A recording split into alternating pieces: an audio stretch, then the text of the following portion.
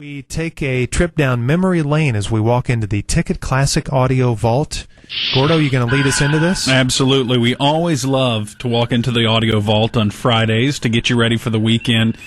We don't leave any audio behind. We store it all in a vault.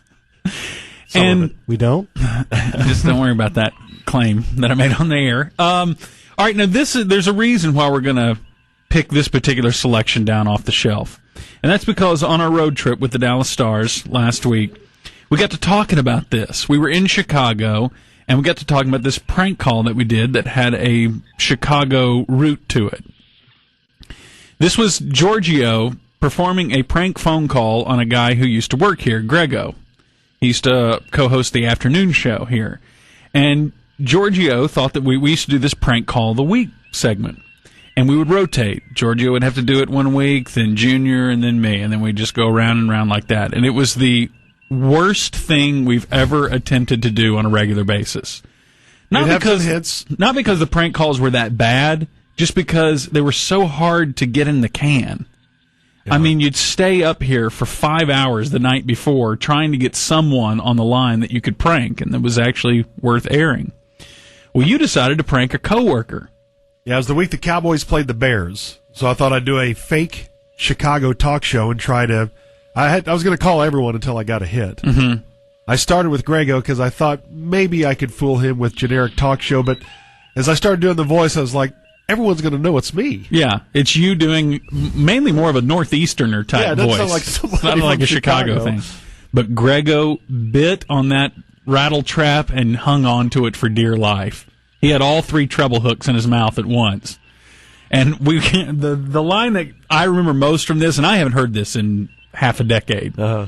The line I remember most from this is the you saying, we got Greggo down there. Greggo, how's it going? What's going on down there? And he says, not much, man. Great to be on. He's so enthusiastic. Trying so hard to be a part of this Rob Cronky show.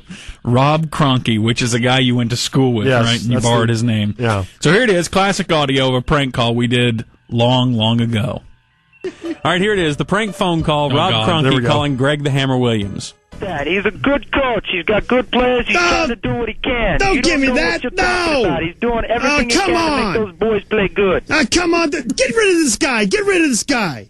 I hate people like that. Why you people call up with that every day? Save Dave Wanstead. Who wants this? He's terrible. Bunch of style. Have you people no watch substance. This team play? All right, let's get down to Dallas. Greg the Hammer Williams is with us from the Ticket. Hey, Greg. I say blow him out, man. I say get rid of him. If he can't win up there, he's 0-4. Get rid of him. That's what I'm talking. He's terrible. Have you watched the Bears, Greg? I'm telling you, you got to get rid of him, man. and then maybe he can come down here and straighten out the Cowboys. Hey, maybe Jerry can come up and coach this team. Well, he says he can coach, so let's find out. What's up with that, Greg? Not much, man. Not much. Just down here, just trying to scare up a phone call, just because these Cowboys around here. These Cowboys, they see the Bears, winless, hapless, and they think it's in the bag. I don't think so. Hey, we said we were going to have you on about an hour ago. Yeah. And I got a fax from Bill in Elmhurst, and he says, ask you why you called the Hammer. What's up with that? That's just a nickname they kind of gave me a few years ago, and it doesn't have any rhyme or reason. I wish there was a reason why they call me that, some kind of sexy reason, but to be honest with you, I don't know. They just kind of picked it up. It's because you hammer people, right? You hammer. Now I will rip on some people. That's good. No question about that. And living here in Dallas and following the Cowboys, there's always somebody to rip on. What about Jerry? I'd rip on Jerry for a while. He's horrible. See, the deal is with Jerry is that the Cowboys didn't play last week, right? Right.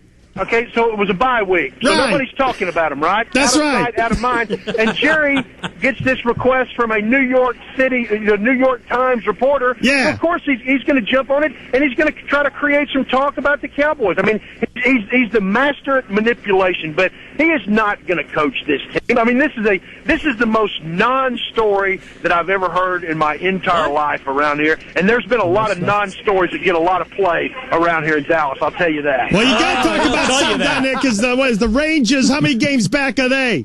The Rangers were mathematically eliminated in about June, I think.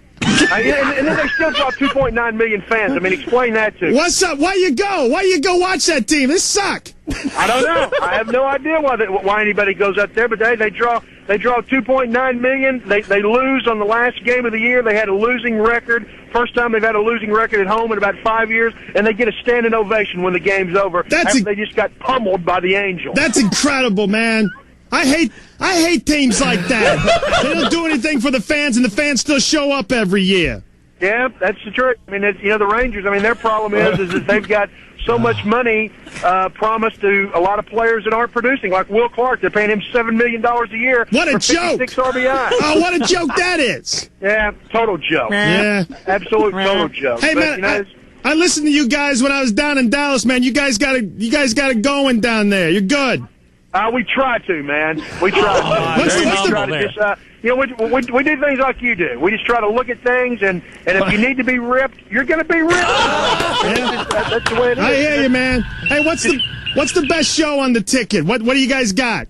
Oh man, I don't know. I mean, we have so many diverse shows. I mean, our morning show is great. I mean, those guys are funny. They'll keep you in stitches the whole time. I think our show's pretty good. Yeah. We come on and we don't claim to be experts because we're not. And you show me one talk show host that is an expert. I hear you. Nobody knows it all. So we just kind of come on and be ourselves and just kind of rip on the Cowboys. I like that. Hey, I like that morning show because they got that prank call of the week.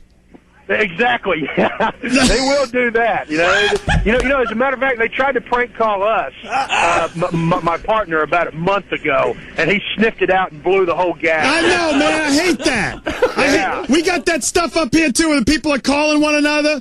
I hate that. Yeah.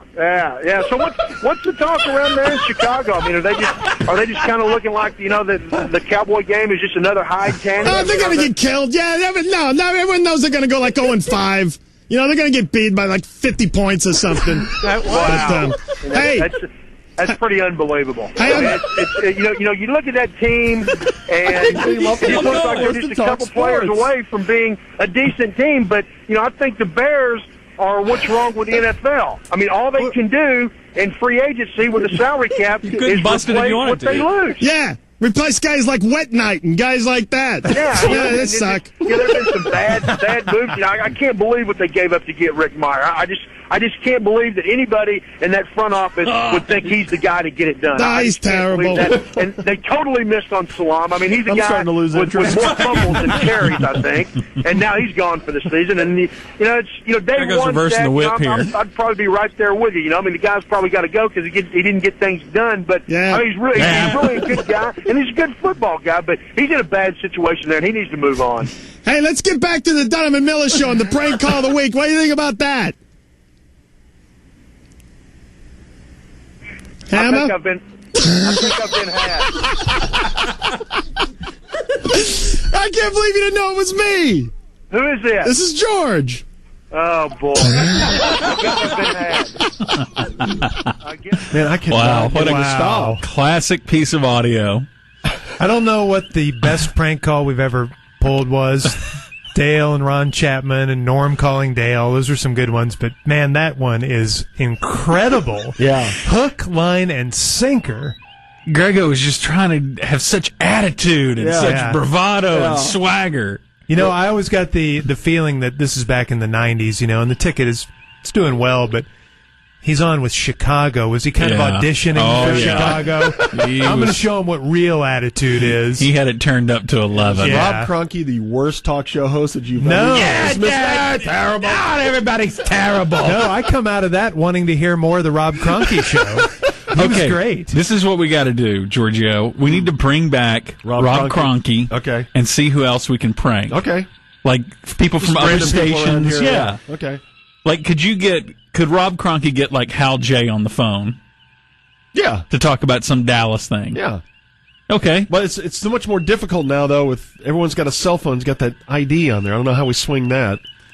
There are ways to spoof. Yeah. Okay. To spoof an area code. All right. We'll try to bring back the Rob Cronky show sometime soon at the time of our choosing.